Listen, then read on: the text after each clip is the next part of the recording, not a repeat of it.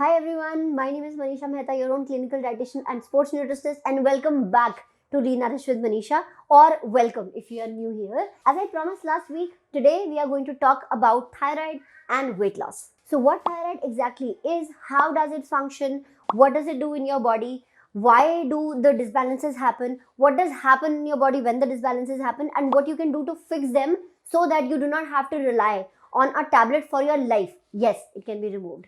So all of these things we are going to talk about in today's video. So if you are interested in this, then keep on watching till the very end and also share this video with anyone you think will be benefited with it.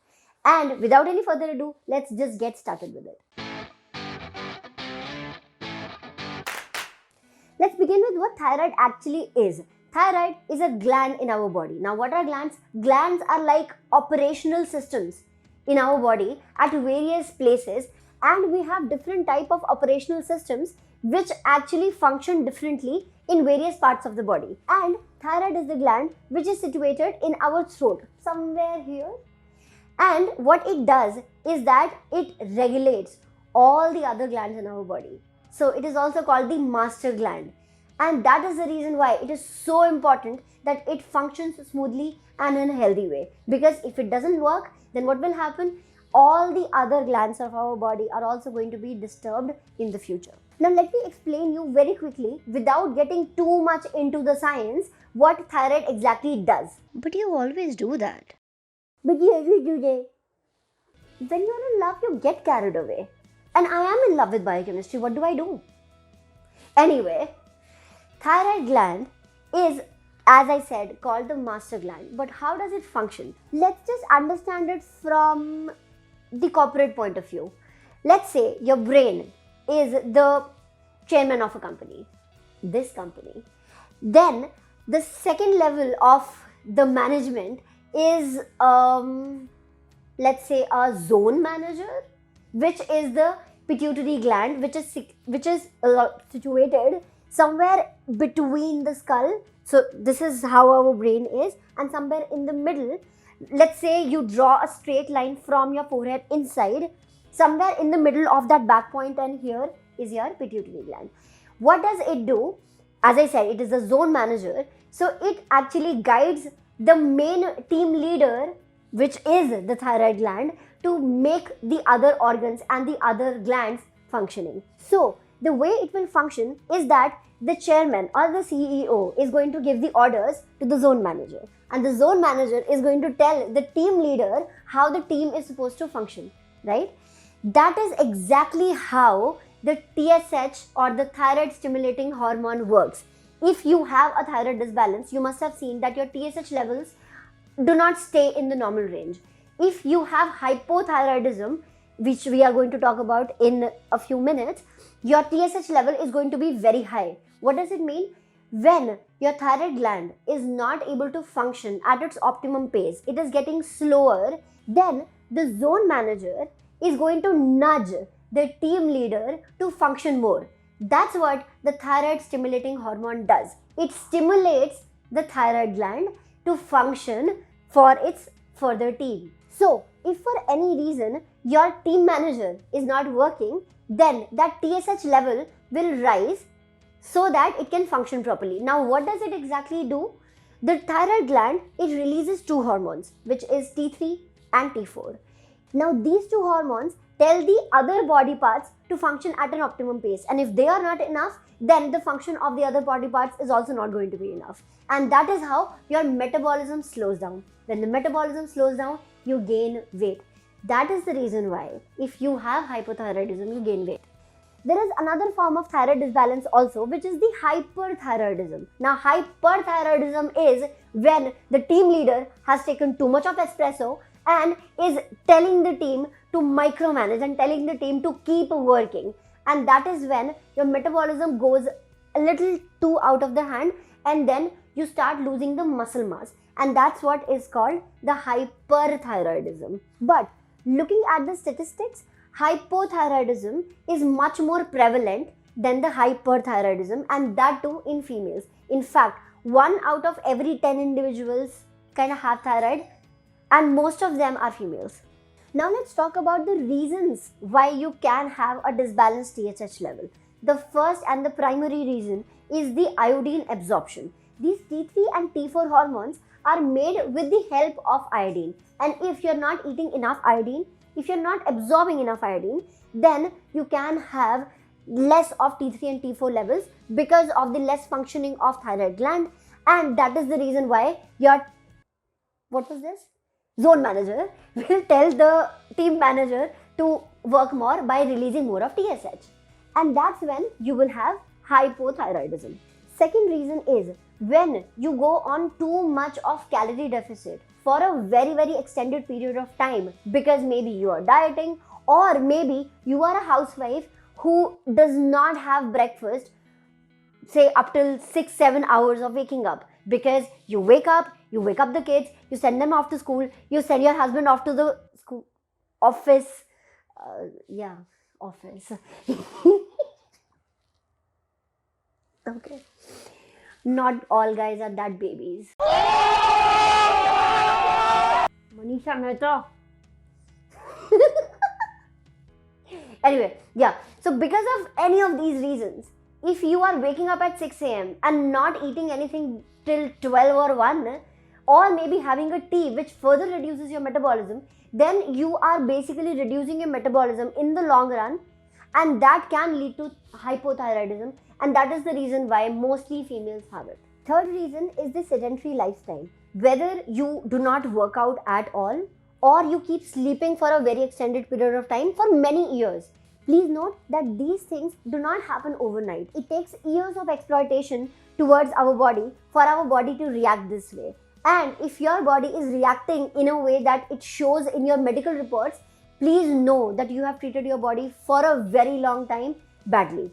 Fourth reason can be genetics. Maybe you were born with it, but that is a very rare case. And fifth reason can be the stress. As I have mentioned so many times, that if you are stressing too much about something for a very extended period of time, or you have a very stressful lifestyle in general, then your muscle mass drops. Because of that, your metabolism drops. And just the way your thyroid gland is regulating the hormone, the metabolism, your metabolism will also affect your thyroid gland. And just the way your thyroid gland is regulating your metabolism is also in a way regulating your thyroid gland. So these are interconnected, and that is the reason why overall a healthy lifestyle is important.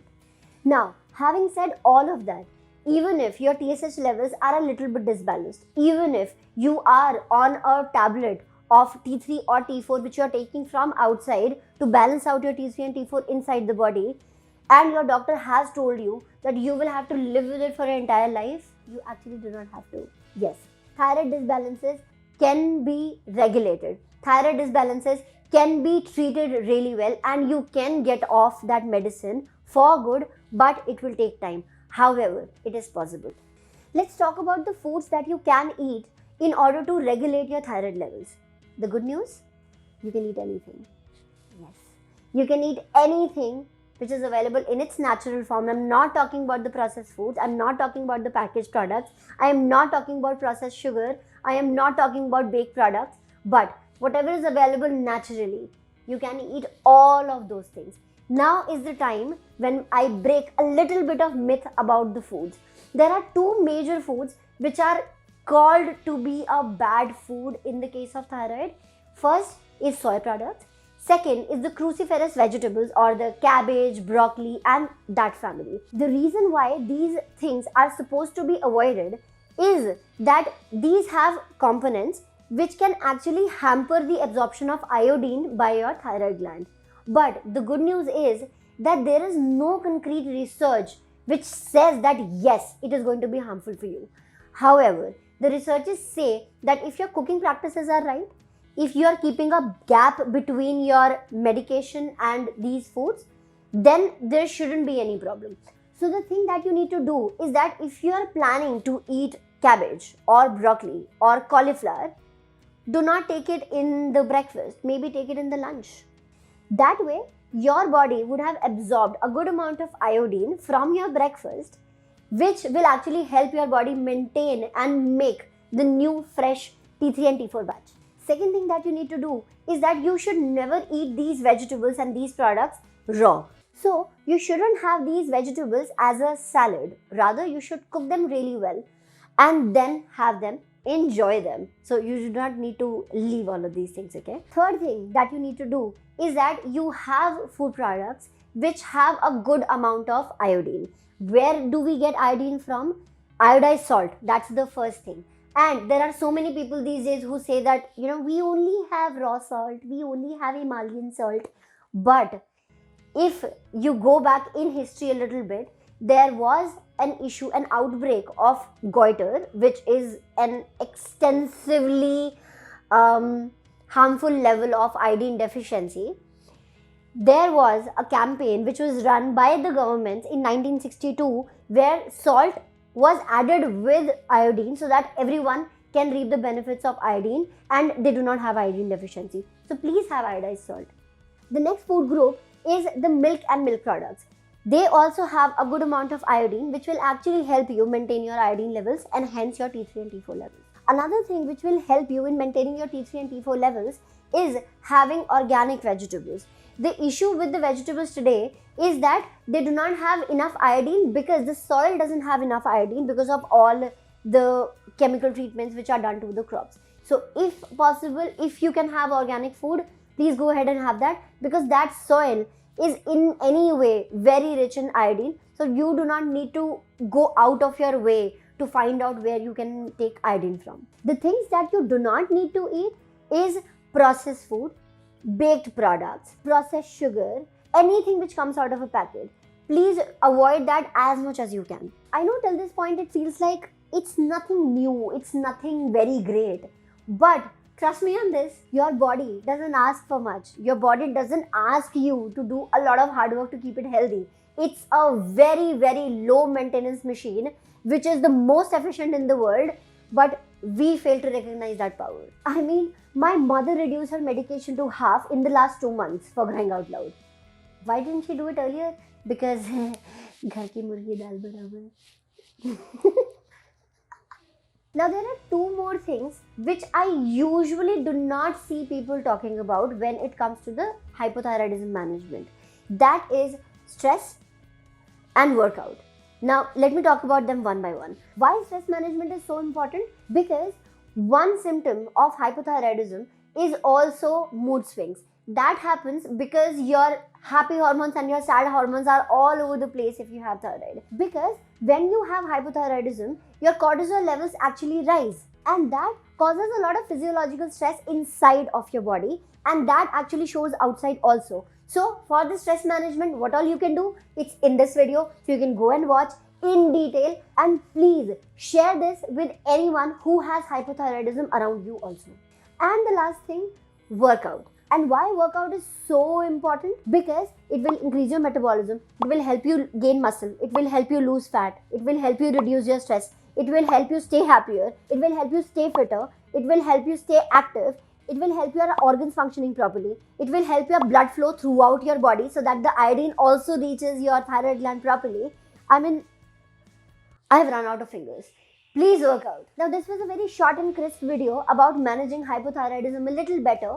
If you have related with it and if you think that you had a aha moment within the video, please let me know in the comments below. If you have someone who has hypothyroidism, basically the thyroidism in which you gain weight, please share this video with them so that they can be helped, because I know the kind of stress a person goes through when they have thyroidism, because the weight just doesn't stop to grow. However, as I said, repeat with me, it is possible to leave that medicine. It is possible to get in shape despite the fact that you have a job, despite the fact that you have thyroidism, despite the fact that you have a very busy schedule, despite the fact that you crave for a lot of stuff. These all things I have covered in this video. I hope it was helpful for you. Now while you wait for the next week's video, I upload a lot of videos about health, fitness, nutrition. So please check out these two videos over here, and I will see you next week. Till then, be a fit foodie, and remember, I love you unconditionally. Bye.